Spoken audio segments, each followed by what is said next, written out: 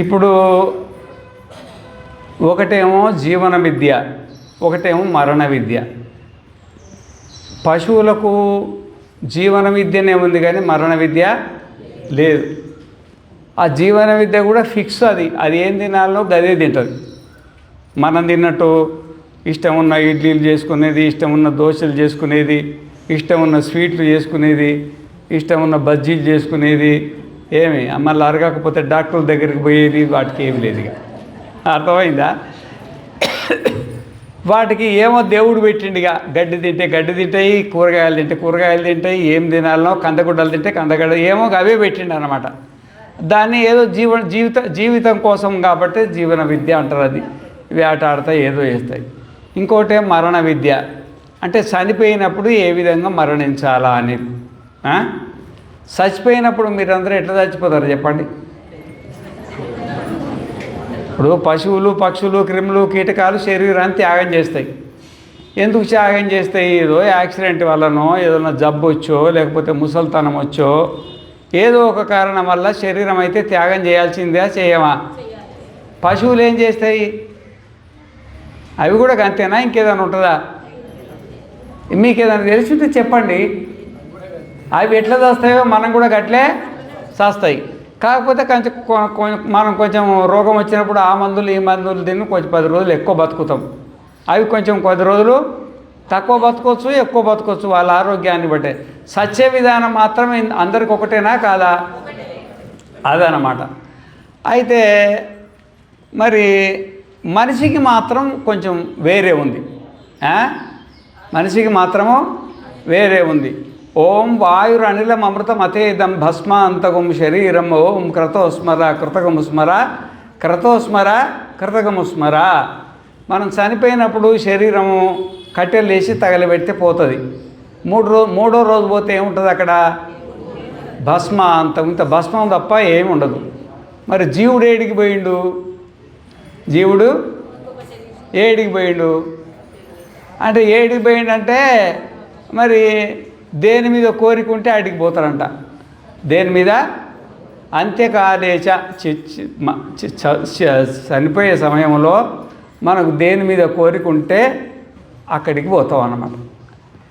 ఈ విధంగా మనము కోరికలను పట్టుకొని చచ్చుకుంటా పుట్టుకుంటా బిఎన్ రెడ్డి నగర్ దాకా వచ్చినాం. మరి ఇక్కడ నుండి పోయేదేమో గ్యారంటీ. ఏడికి పోవాలనేది పశువులకు, పక్షులకు వాడి చేతిలో లేదు, మనకు మన చేతిలో ఉంది. ఏడికి పోవాలనేది. నరకానికి పోవాలంటే నరకం పనులు చేయొచ్చు, స్వర్గానికి పోవాలంటే స్వర్గం పనులు చేయొచ్చు, మోక్షానికి పోవాలంటే సన్యాసం తీసుకోవచ్చు. మోక్షం ఏం చేస్తే వస్తుంది? అది సన్యాసం తీసుకుంటూ వస్తుంది అన్నమాట. మోక్షం అంటే ఏంటంటే ఇక పుణ్యం లేదు, పాపం లేదు, శరీరం లేదు, ఏది లేదన్నమాట. మనం సుషుప్తి అవస్థలో ఎట్లుంటామో ఆనందంగా ఉంటాం అన్నమాట. అట్లా మనకు పశువులకు మనకేందంటే, పశువులకేమో దానికి జ్ఞానం ఉండదు. అంటే బతికే జ్ఞానం ఉంటుంది కానీ ఇంకో జ్ఞానం ఉండదు. ఇంకో జ్ఞానం ఏంటంటే ఆత్మజ్ఞానం. ఇంకో జ్ఞానం అంటే ఏంటి? ఆత్మ. ఈ ఆత్మజ్ఞానం అంటే ఏంటంటే, ఇప్పుడు మీరెవరో మీకు తెలుస్తుందా?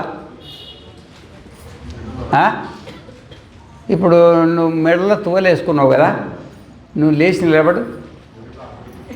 నీ పేరేం పేరు చెప్పు? కృష్ణప్రసాద్. మీదే ఊరు? పోచంపల్లి అనమాట. మీ అమ్మ నాయన అందరు ఉన్నారు. నువ్వెవరో నీకు సరిగ్గా తెలుసు కదా? ఆయనకు మొత్తం తెలుసు అన్నమాట. అర్థమైందా? ఆయనకు మొత్తం తెలుసు. అయితే అందరూ అట్లే అనుకుంటారు, ఏం సందేహం ఏమి లేదు. కాకపోతే కూర్చోయిగా, ఇప్పుడు మనకు శరీరం ఉంది, మనకు మనస్సు ఉంది, ఒకటి మనం. ఈ మూడు కలిసి తాడు లేక పనిచేస్తుంది. మన శరీరం లేకపోతే మనము ఈ వ్యవహారం చేయలేము.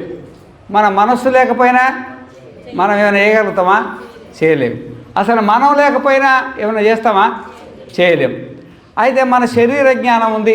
మన శరీరం ఆకలి అవుతుందా, నిద్ర వస్తుందా, ఇవన్నీ తెలుస్తుంది అనమాట. మన శరీర జ్ఞానం ఉంది. నాకు ఎంత వయసు అయింది, ముసలా అయినా, వయసులో ఉన్నా అని తెలిసిపోద్ది కదా. మన మనస్సు జ్ఞానం కూడా ఉంది. మన మనసు ఏమి దోశలు కోరుతుందా, ఇడ్లీలు కోరుతుందా, పైసలు కోరుతుందా, బంగారం కోరుతుందా, ఇల్లు కోరుతుందా, కార్లు కోరుతుందా, ఏదోటి మన మనసు కూడా మనకు తెలిసిపోతుంది. అయితే ఈ శరీరాన్ని మనసును పక్కన పెట్టేస్తే ఈ శరీరం దేనికోసం పనిచేస్తుంది? మన కోసం. ఈ మనసు దేనికోసం వచ్చింది? మన కోసం. అయితే ఈ శరీరాన్ని మనసును పక్కన పెట్టేస్తే నువ్వు ఎట్లున్నావో చెప్పవా ఇప్పుడుగా? చెప్పు. అందరినీ ఇప్పుడు నిలబడి చెప్పినావు కదా అన్నీ తెలుసని, ఇప్పుడు చెప్పిగా. ఇప్పుడు శరీరాన్ని మనసును పక్కన పెడితే నువ్వు ఎట్లున్నావో చెప్పమంటే చెప్పలేడు. నువ్వు ఉన్నవా అంటే ఉన్నాయి అంటాడు. మనం ఉన్నవా లేవా? మన శరీర జ్ఞానం ఉంది, మన మనస్సు జ్ఞానం ఉంది. మనమెవరో మనకు తెలియదు. ఈ తెలియకపోవడం అనేది పశువులకు, పక్షులకు, క్రిములకు, కీటకాలకు, దేవతలకు కూడా ఉంది. ఎవరికి? దేవతలకు. మనుషులకు కూడా, మనకు కూడా ఉందన్నమాట. ఏమి ఇప్పుడు ఈ పూజారి ఎన్ని మంత్రాలు చెప్తున్నాడు కదా, ఆయన చెప్పమని నేనెవరో చెప్పలేడు. ఆ పూజారి కూడా చెప్పలేడు. అర్థమైందా? ఎవరు చెప్పలేరు అన్నమాట. అయితే మరి నేనెవరో మనం తెలుసుకోవాలి. దీన్ని ఆత్మజ్ఞానం అంటారు. ఒకటేమో శరీర జ్ఞానం, ఒకటేమో మనస్సు జ్ఞానం, ఇంకొకటేమో ఆత్మజ్ఞానం. 3 జ్ఞానాలు ఉంటాయి. అయితే ఈ శరీర జ్ఞానము, మనస్సు జ్ఞానం అనేది పశువులకు, పక్షులకు, క్రిములకు, కీటకాలకు అన్నిటికీ ఉంటుంది. కానీ ఈ శరీరం దేనికోసం పనిచేస్తుందో, ఈ మనస్సు దేనికోసం అంటే మన కోసం పనిచేస్తుందో, మనమెవరో మనకు తెలుసుకునే జ్ఞానం ఒక మనిషికి ఉంది. ఎవరికి? ఒక మనిషికి ఉందన్నమాట. అయితే మరి ఎవరు తెలుసుకుంటారు? బ్రహ్మచారులు తెలుసుకుంటారా, గృహస్థులు తెలుసుకుంటారా, వానప్రస్థులు తెలుసుకుంటారా, సన్యాసులు తెలుసుకుంటారా అంటే మానవ మాతృలు ఎవరైనా తెలుసుకోవచ్చు. దానికి బ్రహ్మచారి అడ్డం రాదు, గృహస్థము అడ్డం రాదు, వానప్రస్థము అడ్డం రాదు, సన్యాసము అడ్డం రాదు. మరి అట్లయితే మీరెందుకు సన్యాసం తీసుకున్నారు? పెళ్లి చేసుకోవచ్చు కదా అనొచ్చు. అప్పుడే కొంతమంది అంటనే ఉన్నారు. అర్థమైందా? అంటే ఏమవుతుందంటే ఈ సంసారంలో ఉంటే ఈ గురువుల దగ్గరికి పోయి ఇదంతా నేర్చుకోవడానికి సమయం దొరకదు. అమ్మగారికి, పిల్లలకు వాళ్ళకి సేవ చేయడమే సరిపోతుంది. కొంచెం లేట్ అయ్యేప్పటికి 10 ఫోన్లు వస్తాయి. ఎక్కడ పోతివి, ఏమాయా, ఎక్కడ పోతివి, ఏమాయా, మీకు ఫోన్లు వస్తాయా రావా? అదే అన్నమాట. అర్థమైందా? ఈ సంసారం ఎట్లాంటిదంటే ఒక 2 స్నేహితులు దారెంబడి పోతున్నారట. వానకాలం ఓ పెద్ద నది ఎంబడి పోతుంటే ఆ చీకటి అవుతుంది. ఒక నల్లది ఏదో కొట్టుకపోతుందట. కొట్టుకపోతుంటే ఏదో కంబళ్ళ మూట ఉంటుంది కదా, కంబళ్ళు అంటే గొంగళ్ళు, ఎవరో పాతకాలం కథ ఇది. అది ఏదో కంబళ్ళ మూట ఉన్నది అనుకొని నేను పోయి కంబళ్ళ మూట తీసుకొస్తాడు. ఇంకోటి అన్నాడు, అరే నాకు ఈత రాదు, నేను రాలేను, కానీ ఎందుకు కంబళ్ళ మూట, ఆ మూట అవసరమా మనకు, పోతే పోయినా అన్నాడు. నీళ్ళల్లో పోతే ఏమొస్తుంది, నేను గజ ఈత కానీ బ్రహ్మాండంగా, నేను మంచి మామూలు ఈత కానీ కాదు, గజ ఈత కానీ నేను పోయి పట్టుకొస్తా అన్నాడు. అరే పోయి కొంచెం జాగ్రత్త పట్టుకరారా అని చెప్పిండు అనమాట. పోయి దూకిండు, ఈదుకుంటూ పోయి అది దాని మీద చేయి పెట్టి లాగిండు అనమాట. లాక్క రావాలి కదా. లాగేపటికి పాపం అది ఏలంగొడ్డు. ఏదది ఏలంగొడ్డు, ఏదో కాలు జారి దానికి పడ్డది. ఏదైనా దొరికించుకుందామంటే ఏమి దొరకలేదు. వీడు దొరికాడు. వీడు దొరికేపటికి వీడిని పట్టుకుంది. వాడికి ఏం తెలుసు, పట్టుకుంటే ఇక బల్లూకం పట్టు అంటారు కదా, దాని పేరే బల్లూకం పట్టు. గట్టిగా పట్టింది. వాడు ఆ కాలువ మీద ఉండి కేకెత్తుండే, ఒరే రారా తొందరగా పోదాం కమ్మల మూట పట్టుకరారా అంటుండు. వీడంటారు, అరే ఇది కమ్మల మూట కాదు, పాడు కాదురా నాయన, ఇది ఎల్లంగొడ్డు. ఇప్పుడు నేను దాన్ని వదిలినా, అది దాన్ని వదిలే పరిస్థితి లేదు. దీని పేరు సంసారం అంటారు. దీని పేరు ఏమంటారు? సంసారము అంటారు అన్నమాట. ఆ సంసారంలో ఉండి జపం చేయాలా, ధ్యానం చేయాలా, అనుష్ఠానం చేయాలంటే వీలైతుందా చెప్పండి? ద్వాపర యుగంలో, త్రేతాయుగంలో, సత్యయుగంలో ఆయుష్ ఎక్కువ ఉండేది. ఎంత ఆయుష్ ఎక్కువ ఉండి బ్రహ్మచర్యము, గృహస్థము, వానప్రస్థము, సన్యాసం అన్నిటికీ సమయం వచ్చేది. ఇప్పుడు అంతా 80 ఏళ్ళ ఆయుష్. ఈ కాలంలో 80 ఏళ్ళల్లో బాల్యం కొంత వాయా, యవ్వనం కొంత వాయా, ఇక మధ్యలో కొంచెం సమయంలో మనం పెళ్లి చేసుకుంటే ఆ పెళ్ళ మీద తినేస్తుంది మొత్తం. ఇక అర్థమైందా? ఆమెను అనొద్దుగా, నువ్వే మెడకేసుకున్నావు కదా, మరి ఆమె ఏం చేస్తుంది చెప్పు? ఏదో కంబల్ల ముట్టని చేయేస్తేవి పట్టుకునే. ఇప్పుడు వదలకపోతే వదులుతుందా? ఊర్లోది కాదు, మొత్తం మండలం అంతా పంచాయతీ పెట్టి జారిపోనిస్తుందా? జారిపోనిచ్చే సమస్య లేదన్నమాట. అందుకనే ఈ సంసారంలో ఉంటే ఈ శ్రవణము మననము నిధిధ్యాసనం కుదరదు, అల్పాయుష్క ఉన్నది అనుకొని మెల్లగా చిన్నప్పుడే జారుకున్నాను నేను. జారుకొని బయటపడిపోయినాము.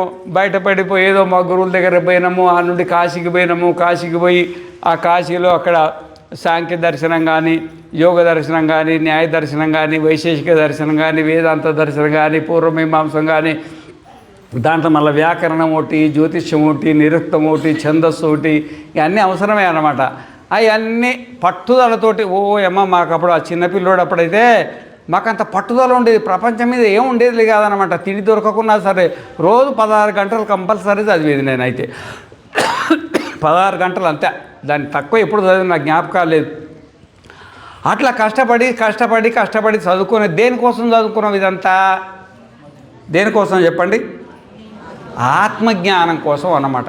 ఈ సంసారంలో ఉంటే ఆత్మజ్ఞానానికి సమయమో దొరకదు. ఎందుకంటే అధికారీటు విధివత్ అధీత వేద వేదాంగత్వేన ఆపాతతో అధిగత కిల వేదార్థ అస్మిన్ జన్మని జన్మాంతరేవా కామ్య నిషిద్ధవర్జన పురస్సరం నిత్య నైమిత్తిక ప్రాయశ్చిత్త ఉపాసనానుష్ఠానేన నిర్గత నిఖిల కల్మషతయ నితాంత నిర్మల స్వాంత సాధన చతుష్టయ సంపన్న ప్రమాత. అధికారీతు ఎవరు ఈ ఆత్మజ్ఞానానికి అధికారి అంటే విధివత్ అధీత వేద వేదాంగత్వేన ఆపాతతో, అంటే వేదాన్ని వేదాంగాలను సమగ్రంగా తెలుసుకోవాలంట. తెలుసుకుంటేనే మనకు ఆత్మజ్ఞానం కలుగుతుంది. ఆత్మజ్ఞానము కలుగుతుంది. ఇప్పుడు శరీరం నేను అనిపిస్తుందా అనిపిస్తలేదా? శరీరం నేను అనిపించడాన్ని అన్నమయం అంటారు. ఎందుకంటే అన్నంతో తయారైంది కదా, అన్నమయం అంటారు. ప్రాణాలు నేను అనిపిస్తుంది కదా, అది ప్రాణమయం అంటారు. మనస్సు నేను అనిపిస్తుంది కదా, మనస్సు మన్మం. నేను బుద్ధిమంతుణ్ణి అనిపిస్తుంది కదా, బుద్ధి తక్కువని అనిపిస్తుంది కదా, అది విజ్ఞానమయం. నేను సంసారంలో సన్యాసంలో ఆనందంగా ఉన్న అనిపిస్తుంది కదా, దాన్ని ఏమంటారు? విజ్ఞానమయం అంటారు. దీంట్లో ఏది మనం కాదు. దీంట్లో ఏది శరీరం నేను అనిపించిన శరీరాన్ని మనం కాదు, మనస్సు నేను అనిపించిన మనస్సు నేను కాదు, ప్రాణాలు నేను అనిపించిన ప్రాణాలు నేను కాదు, బుద్ధిని నేను అనిపించిన బుద్ధి నేను కాదు. ఈ సంసారంలో ఆనందం ఉంది అనిపించిన ఈ సంసారంలో ఆనందం లేదు. ఇవన్నీ కానీ భ్రమ అంటారు. దీన్ని ఏమంటారు? భ్రమ. మరి ఈ భ్రమ నుండి ఎట్లా బయటపడాలా? ఈ భ్రమ నుండి ఎట్లా బయటపడాలా? శరీరానికి మనకు ముడిపడ్డది, ప్రాణాలకు మనకు ముడిపడ్డది, మనస్సుకు మనకు ముడిపడ్డది, బుద్ధికి మనకు ముడిపడ్డది, ఈ సంసారంలో ఆనందానికి మనకు ముడిపడ్డది. ఈ 5 ముళ్ళు పడ్డాయి. ఈ 3 ముళ్ళు తెలుసుకోవడానికే శాతనైతే లేదు. మీకు అర్థమైందా? ఈ 3 ముళ్ళు అంటే మీకు తెలుసా? అందరు తెలిసిన వాళ్ళే ఉన్నారు ఇడైతే. ఈ 3 ముళ్ళు తెలుసుకోవడానికే శాతనైతే లేదు. ఆ 3 ముళ్ళు పోను ఇంకెన్ని ముళ్ళు ఉన్నాయిడా? 5 ముళ్ళు ఉన్నాయి. 5కు 3 కలిస్తేనే 8 ముళ్ళల్లా. దీన్ని అష్టభార్యలు అంటారు. ఏమంటారు? కృష్ణునికి 8 మంది భార్యలు అంటారు కదా, ఇది మనకు 8 మంది ముళ్ళు, 8 ముళ్ళు ఉన్నాయన్నమాట. ఈ 8 ముళ్ళ నుండి బయటపడాల. 8 ముళ్ళ నుండి బయటపడితే అప్పుడు మనస్వరూపం ఏందో మనకు తెలుస్తుంది. దానికోసము దీనికి ఈ ముళ్ళు ఎట్లా పడ్డాయో అట్లే ఇప్పుకోవాలి. ముడి ఎట్లా పడ్డదో 3వ రకంగా పడ్డదనుకో, నువ్వో రకంగా తీసుకొస్తుంది అది. ఆ సరిగ్గా చూసేది ఇప్పాలి దాన్ని. ఇవి కూడా కరెక్ట్గా 8 ముళ్ళు పడ్డాయి.